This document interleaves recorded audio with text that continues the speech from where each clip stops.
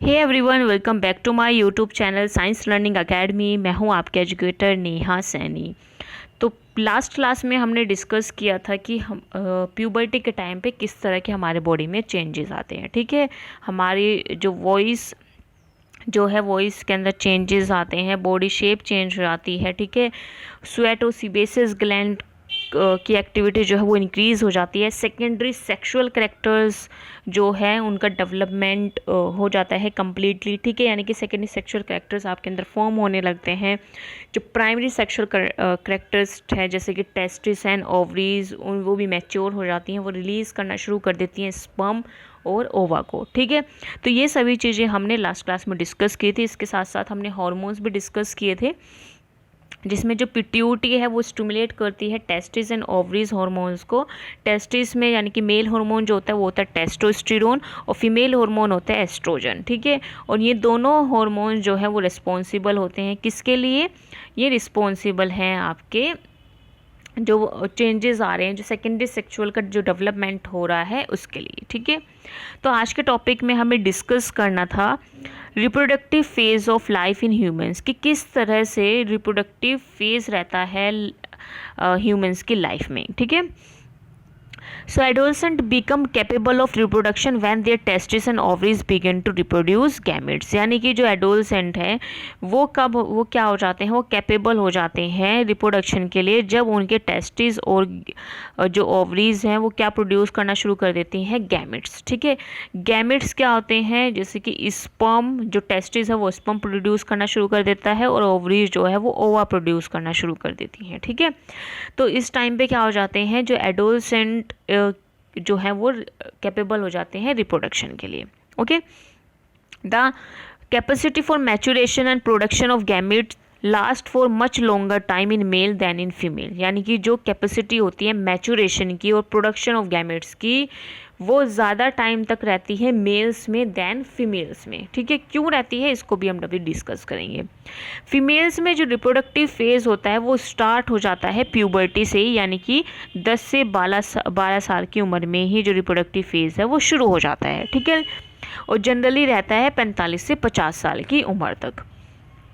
The ova begin to mature with the onset of puberty, यानी कि जो ओवा है वो मैच्योर होना शुरू हो जाता है जब उनकी प्यूबर्टी जो है शुरू होती है। यानी कि 10 से 12 साल से ही लड़कियों के अंदर जो है वो ओवा मैच्योर होना शुरू हो जाता है। An ova mature and it's released by one of the ovaries once it about 28 to 30। Basically होता क्या है, ये क्या है, ह्यूमन की रिप्रोडक्टिव पार्ट है। ठीक है, तो यहाँ पर आपको दिख रही होंगी ओवरीज, ये क्या है, ओवरीज है। ओके, ये ओवरीज क्या करती हैं, ओवा रिलीज करती हैं। ओके, प्यूबर्टी के टाइम पे ही ह्यूमन जो फीमेल है उनके अंदर क्या रिलीज होने लगता है, ओवा रिलीज होने लगता है। ठीक है, तो ये जो ओवा है ये कहाँ था, यूट्रस के अंदर। बेसिकली होता क्या है, अगर जो फीमेल है, ठीक है, अगर फीमेल का जो ओवा है, ठीक है, जब वो यूट्रस के अंदर आता है तो अगर उसको स्पर्म वहाँ पर मिल जाए, ठीक है, स्पर्म अगर मिल जाए तो वो मैटिंग करके क्या कर देगा, न्यू लाइफ वहाँ पे स्टार्ट हो जाएगी, यानी कि वो लड़की जो है वो प्रेग्नेंट हो जाएगी। लेकिन अगर उस ओवा को स्पर्म नहीं मिलता है तो उस टाइम पे क्या होता है, ये जो ओवा है ये ब्रेक डाउन हो जाता है। ठीक है, जिसको हम बोलते हैं मैस्चुरेशन साइकिल। ठीक है, आपने सुना होगा मैस्चुरेशन साइकिल के बारे में भी, जिसको हम पीरियड्स भी बोलते हैं। तो प्यूबर्टी के टाइम पे ये चीज़ें भी आपकी शुरू हो जाती हैं फीमेल्स में। ठीक है, चलिए, the ova begin to mature with the onset of puberty, यानी कि जो ओवा है वो शुरू हो जाता है मैच्योर होना जैसे जैसे उनकी प्यूबर्टी की शुरुआत होती है। वन ओवा mature and it's released by one of the ovary, यानी कि जब एक ओवा मैच्योर हो जाता है तो वो क्या करता है, वो रिलीज होता है ओवरी से। ओके, और ओवरी से रिलीज होने के बाद वो कहाँ जाता है, यूट्रस के अंदर जाता है। हर 28 से 30 दिन के बाद जो है एक ओवा जो है रिलीज होता है और वो यूट्रस के अंदर पहुंच जाता है। So during this period the wall of uterus become thick, और इस पीरियड में क्या होता है, जो वॉल होती है यूट्रस की वो क्या हो जाती है, थिक हो जाती है। ठीक है, becomes thick so as to receive the egg, क्योंकि उसको क्या करना होता है, रिसीव करना होता है किसको, एग को। In case it is fertilized and begin to develop, और इस केस में अगर वो जो एग है, ठीक है, जो वो रिसीव उसने एग किया है, अगर उस टाइम पे उसको स्पर्म मिल जाता है तो वो एग क्या हो जाएगा, वो फर्टिलाइज्ड हो जाएगा, और जिसकी वजह से क्या हो जाएगा, जो रिज़ल्ट आपको मिलेगा वो प्रेगनेंसी का मिलेगा, ठीक है। अगर ओवा और स्पर्म की मैटिंग होती है तो क्या हो जाती है, जो लड़की है वो क्या हो जाती है, प्रेग्नेंट हो जाती है, ठीक है। That it result in the pregnancy.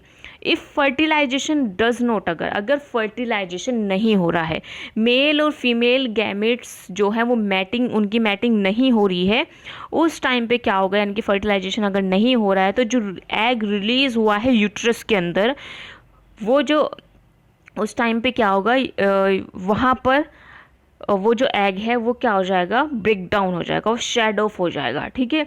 और वहाँ से ही शुरुआत होती है ब्लीडिंग की वुमेन्स के अंदर, जिसको हम बोलते हैं मैस्चुरेशन, ठीक है।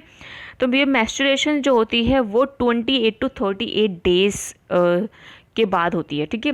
जैसे फर्स्ट जो मैस्चुरेशन साइकिल जब आपकी होगी फर्स्ट, तो अगली जो मैस्चुरेशन साइकिल होगी वो 28 से 30 दिन बाद होगी, ठीक है। The first menstruation flow begins at puberty, यानी कि जो पहला मैस्चुरेशन फ्लो शुरू होता है प्यूबर्टी पे, उसको हम बोलते हैं मिनार्च। क्या बोलते हैं, मिनार्च। और and at the 45 to 50 years of age the menstruation cycle is stop, और 45 से 50 साल की उम्र में क्या होता है, ये जो मैस्चुरेशन साइकिल है वो रुक जाती है। और इसी रुकने को, जो मैस्चुरेशन साइकिल का जो स्टॉपेज हो रहा है, इसी को हम बोलते हैं मेनोपॉज, ठीक है। मिनाश किसे बोलते हैं, जब मैस्चुरेशन साइकिल जो है वो शुरू होती है। मेनोपॉज किसे बोलते हैं, जब ये मैस्चुरेशन साइकिल जो है वो स्टॉप हो जाती है। इनिशियली मैस्चुरल साइकिल में भी इरेगुलर, शुरू में क्या होता है, ये इरेगुलर होती है। It takes some time to become regular, और इसको कुछ टाइम लगता है रेगुलर होने में, ठीक है। So Paheli says that the reproductive life of a woman lasts from menarche to menopause. Is she right? Yes. जो पहली क्या कह रही है कि जो रिप्रोडक्टिव लाइफ है वुमेन्स की, वो मीनार से मेनोपॉज तक ही रहती है, यानी कि मीनार से मेनोपॉज तक ही जो एक फीमेल है उसकी रिप्रोडक्टिव लाइफ जो है वो रहेगी, यानी कि वो रिप्रोडक्शन कर पाएगी, okay. The menstruation cycle is control by hormones. अब जो मैस्चुरेशन साइकिल है वो भी किससे कंट्रोल होती है, वो भी हार्मोन से कंट्रोल होती है। The cycle includes the maturation of egg, जो साइकिल है वो इंक्लूड करती है मैचुरेशन ऑफ एग को, फिर वो रिलीज होता है जिसकी वजह से थिकनिंग होती है यूटेराइन वॉल की, और उसके बाद अगर प्रेगनेंसी नहीं है तो उसका ब्रेक डाउन हो जाता है, ठीक है। In case the egg is fertilized it begin to divide, अगर जो एग है, ठीक है, अगर वो फर्टिलाइज्ड हो जाता है, मेल और फीमेल गैमेट्स का फर्टिलाइजेशन हो जाता है, उनकी मैटिंग हो जाती है, तो उस टाइम पे क्या हो जाएगा, वो जो एग है वो डिवाइड होना शुरू हो जाएगा and gets embedded in the uterus, और यूट्रस के अंदर ही वो एम्बेडेड हो जाएगा, और उसके बाद फिर क्या होता है, एक बेबी का फॉर्मेशन होना शुरू हो जाता है, ठीक है, जो कि आपने चैप्टर नंबर 9 में पढ़ाई होगा। अब नेक्स्ट जो टॉपिक है वो क्या है, how is sex of baby determine, कि किस तरह से हम बेबी का जो सेक्स है वो डिटरमाइन कर सकते हैं कि जो बेबी है वो बॉय होगा या गर्ल होगा, ठीक है। I heard my mother and my aunt talking about my cousin who is going to have a baby, they were discussing whether she give birth to boy or a girl, I wonder what makes the fertilised egg developed either girl or boy, ठीक है। तो यहाँ पे जो पहेली है वो थोड़ा कन्फ्यूज़ हो रखी है, क्योंकि उसने सुना है अपनी मम्मी से और अपनी जो आसपास की आंटियाँ हैं उनसे कि उसकी जो कज़न है वो क्या है, प्रेग्नेंट है, ठीक है, और उनको बेबी होने वाला है। तो उसने सुना है कि जो बेबी है वो बॉय होगा या गर्ल होगी, इस तरह की बातें जो हैं वो डिस्कस कर रही थी। तो यहाँ पे पहले जानना चाहती है कि किस तरह से जो सेक्स है वो डिटरमाइन किया जाता है कि वो लड़का है या लड़की होगा, ठीक है। So inside the fertilised egg or zygote is the instruction for determining the sex of the baby, यानी कि फर्टिलाइज्ड एग या जाइगोट के अंदर ही क्या होते हैं, इंस्ट्रक्शंस होते हैं जो कि डिटरमाइन करते हैं सेक्स ऑफ बेबी को। This instruction is present in the thread like structure. ये जो इंस्ट्रक्शन है कहाँ प्रेजेंट होते हैं? थ्रेड लाइक स्ट्रक्चर के अंदर प्रेजेंट होते हैं, जिनको हम बोलते हैं क्रोमोसोम्स। ठीक है, ये क्रोमोसोम्स कहाँ प्रेजेंट होते हैं? फर्टिलाइज्ड एग के अंदर। आपने चैप्टर नंबर 8 में पढ़ा ही होगा कि क्रोमोसोम्स कहाँ प्रेजेंट होते हैं। आपने सेल देखी है, ठीक है। सेल के अंदर क्या होता है? न्यूक्लियस, और न्यूक्लियस के अंदर क्या होता है आपका? क्रोमोसोम, और क्रोमोसोम के अंदर क्या होते हैं? डीएनए। ठीक है, ये चीज़ आप नोट डाउन कर लीजिए। सेल बनाओ, ठीक है। सेल के अंदर क्या है? न्यूक्लियस है, और न्यूक्लियस के अंदर क्या है? न्यूक्लियस के अंदर क्या है आपका? न्यूक्लियस के अंदर बेसिकली आपके होते हैं क्रोमोसोम्स। ठीक है, क्रोमोसोम के अंदर क्या होता है? डीएनए। ठीक है।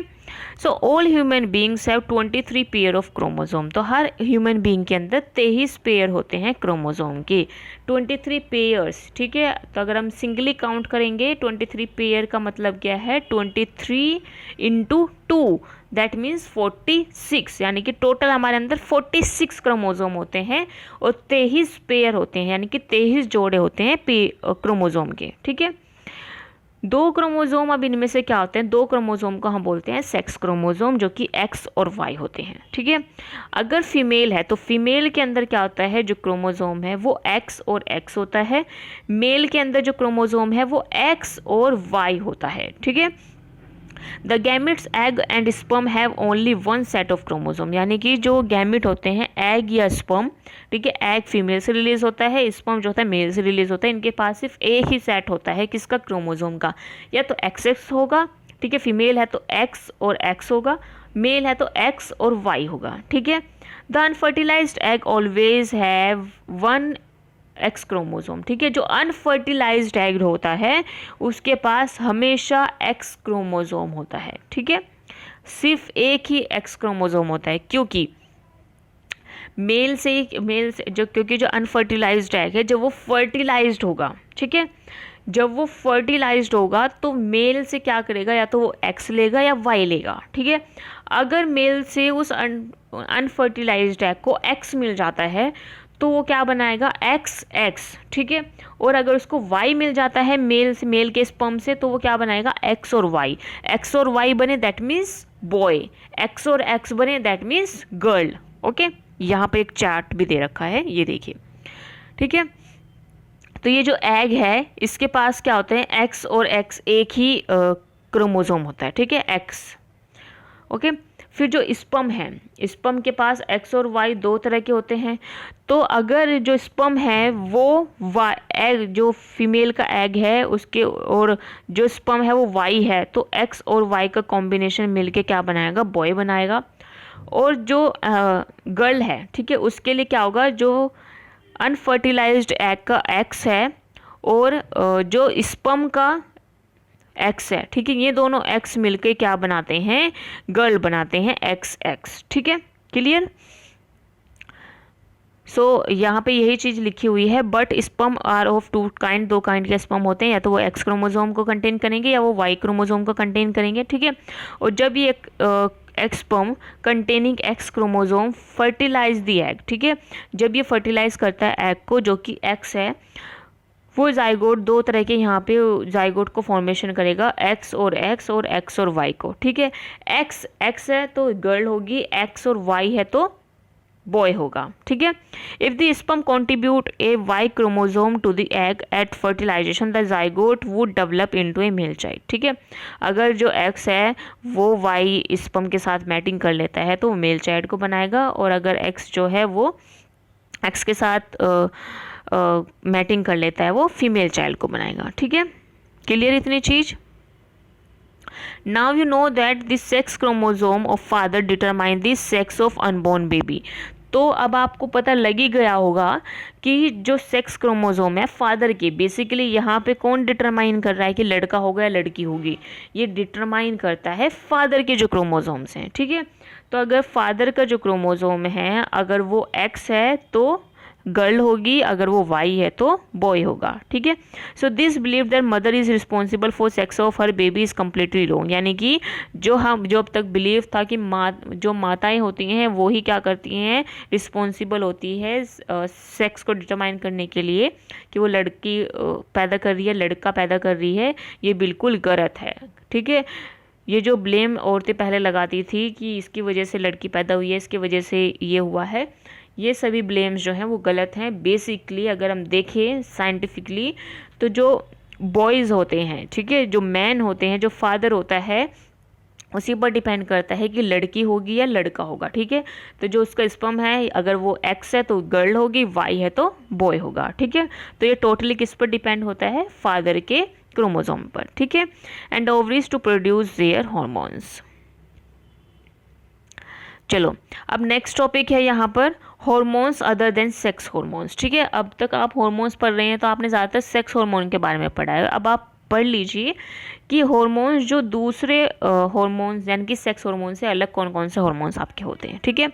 The hormone secreted by pituitary stimulate testis, यानी कि जो हॉर्मोन सिक्रेट हुए थे पिट्यूटी से, वो क्या करते हैं, स्टिमुलेट करते हैं टेस्टिस और ओवरीज को प्रोड्यूस करने के लिए हॉर्मोन्स। आपने अभी देखा था मेल के अंदर मेल हार्मोन क्या टेस्टोस्टेरोन है, और फीमेल के अंदर जो हार्मोन होता है वो एस्ट्रोजन होता है, ठीक है।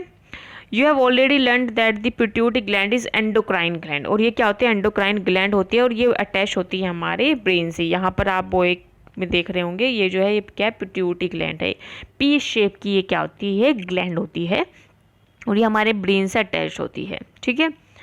तो ये जो आपका कान है, कान के ऊपर अगर आप एरिया देखेंगे, कान के ऊपर का एरिया, तो वहाँ पर आपको दिख रहा होगा पिट्यूटरी ग्लैंड, ठीक है। So apart from the pituitary, the testes and ovaries, they are other endocrine glands in body such as thyroid, pancreas and adrenal, ठीक है। यानी कि पिट्यूटरी के साथ साथ दूसरे एंडोक्राइन ग्लैंड्स भी होती हैं जिनको हम बोलते हैं thyroid gland, pancreas and adrenal glands. ये देखिए यहाँ पे दिख रही है थायराइड ग्लैंड है, ये एड्रिनल ग्लैंड है, और ये क्या है, पैनक्रियास, ठीक है। ये भी क्या होती हैं, ग्लैंड्स होती हैं। और आपकी जो पिट्यूटरी ग्लैंड है वो क्या करती है, ये बेसिकली मैच्योर करती है मेल और फीमेल रिप्रोडक्टिव पार्ट्स को, ठीक है। ये टेस्टिस और ओवरी को क्या करती है, मैच्योर करती है, कौन, पिट्यूटरी ग्लैंड, ओके। चलिए, Boojho and Paheli had once visited their aunt, तो जो बूझो एंड पहेली है वो एक बार अपनी आंटी के यहाँ गए, तो हु वॉज ए डॉक्टर, जो कि क्या थे, डॉक्टर थे, और उन्होंने रिमेंबर किया एक बॉय को, उन्होंने याद किया एक लड़के को जिसका नाम था काका, और उसका क्या हो रहा था, बहुत ही बड़ा और बल्जिंग थ्रोट हो रखा था, ठीक है। Their aunt had told them that kaka was suffering from goitre, ठीक है। किससे सफरिंग कर रहा था, ग्वाइटर। अभी मैं आपको इमेज दिखाऊंगी कि किस तरह से वो काका जो है वो दिख रहा था, इस तरह से, ठीक है। यहाँ पे तो ये आदमी है, पर वहाँ पे जो बात की गई लड़के की बात की गई है। तो इस तरह से क्या हो जाता है, जो थ्रोट वाला जो पार्ट है ये क्या हो जाता है, स्वेलअप कर जाता है, ठीक है।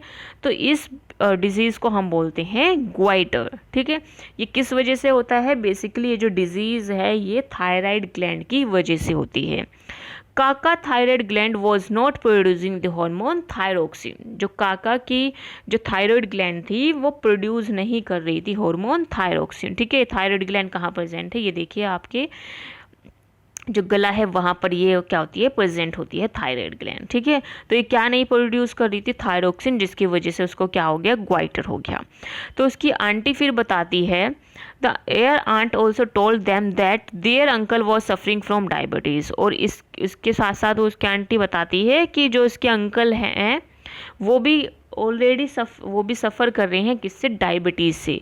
डायबिटीज़ क्यों होता है, क्योंकि जो पैनक्रियाज है अगर वो इंसुलिन प्रोड्यूस ना करे सफिशेंट अमाउंट में, ये क्या, ये देखो ये रही पैनक्रियाज, अगर ये पैनक्रियाज इंसुलिन को सफिशेंट अमाउंट में प्रोड्यूस नहीं करेगी तो उस टाइम पे क्या हो जाएगा, उस पर्सन को डायबिटीज़ हो जाएगा, ठीक है। क्योंकि ये इंसुलिन ही क्या करता है, हमारे बॉडी के अंदर शुगर लेवल को कंट्रोल करता है। Boojho and Paheli then asked their aunt about the adrenal gland, फिर बूझो और पहेली ने क्या किया, अपनी आंटी से एड्रिनल ग्लैंड के बारे में भी पूछा, जो कि इस चार्ट के अंदर जो क्लिनिक में वो चार्ट टंगा हुआ था, जैसे कि ये यहाँ पे आपको इमेज दिखाई गई है, यहाँ पे एड्रिनल ग्लैंड भी दिखाई गई है।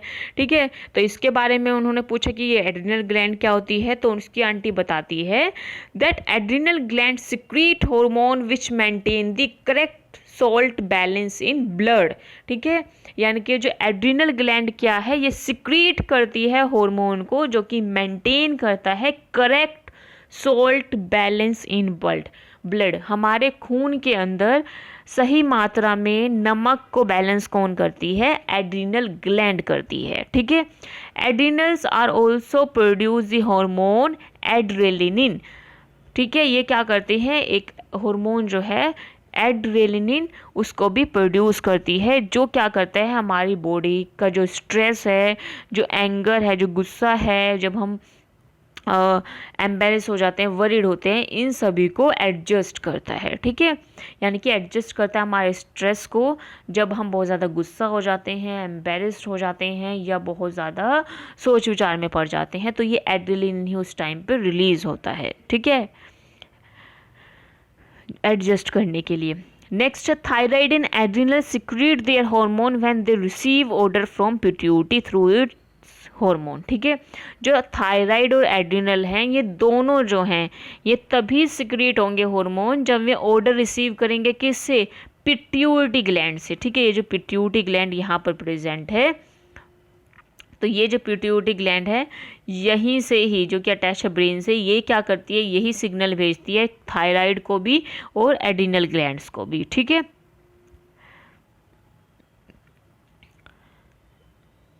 Okay. Pituitary also secrete growth hormone. जो पिट्यूटरी है वो इसके साथ साथ ग्रोथ हार्मोन्स को भी सिक्रीट करती है, जो कि एक नॉर्मल ग्रोथ ऑफ पर्सन के लिए बहुत ज़्यादा इम्पोर्टेंट होते हैं। ठीक है, Are there hormones is other animals also have they any role to play in reproduction? ठीक है, तो यहाँ पे जो है वो पूछता है कि क्या दूसरे एनिमल्स में भी इस तरह के हॉर्मोन्स होते हैं और वो इम्पोर्टेंट रोल प्ले करते हैं रिप्रोडक्शन में।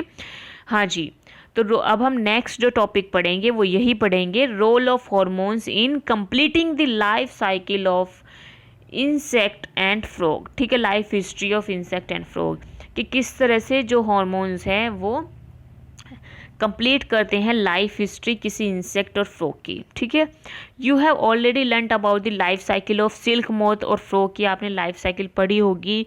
ठीक है, क्लास 7th के अंदर।